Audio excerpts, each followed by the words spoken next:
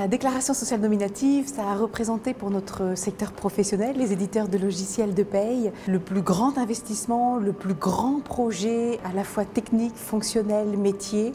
C'est une fierté, c'est une réussite, même si le projet doit absolument se poursuivre, se perfectionner, il ne sera jamais tout à fait terminé. Si les entreprises espèrent que les administrations ou les organismes de protection sociale pourront calculer un allègement de charges, un effectif, attribuer des droits seuls, en ne demandant plus aux entreprises de faire des calculs par-dessus les calculs, il faut d'abord que les informations livrées par les entreprises soient effectivement le parfait reflet de leur réalité, celle de leurs salariés, celle de leur organisation.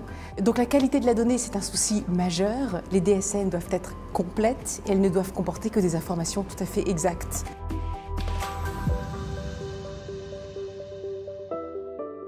Majoritairement, les entreprises ont bien compris la DSN, elles sont d'ailleurs 73% à en être satisfaites. On a encore des progrès à faire sur la qualité, même si le fait que la DSN soit en place a fait faire un saut qualitatif important par rapport aux anciennes procédures. Il y avait 26 procédures antérieures qui sont remplacées maintenant par 7 procédures. Et ces 26 procédures, la qualité n'était pas toujours là. Mais c'était pas grave, c'était du bilatéral. 2 à 2, on redressait, on pouvait redresser des années après. Ça faisait perdre du temps, mais on ne le voyait pas. Maintenant, on s'emploie à ce que la qualité elle soit fluide au mois le mois et de pouvoir la redresser dynamiquement quand on constate dans une DSN qu'il y a un problème. C'est tout ce travail qui est devant nous maintenant d'arriver à une qualité 100%. À ce jour, je dis à peu près, on doit être à 95%. On n'a pas à rougir, mais il y a encore un chemin à faire. C'est un bilan quand même relativement positif.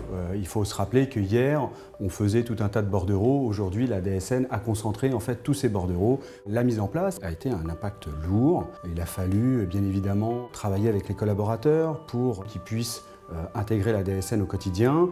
Ça a été aussi du stress parce qu'il a fallu travailler avec les éditeurs et il a fallu avoir aussi une belle pédagogie à réaliser auprès de nos clients.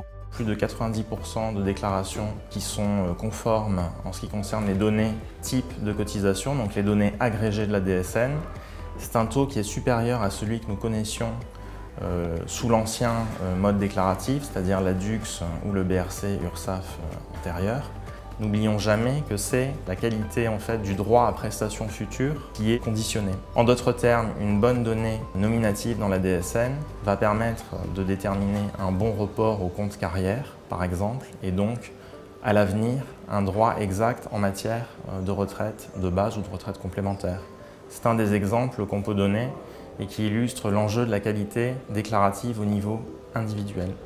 Le bilan que nous pouvons dresser de la DSN, c'est que c'est une véritable simplification administrative.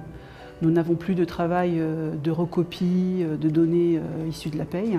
Elles sont directement interfacées dans un fichier.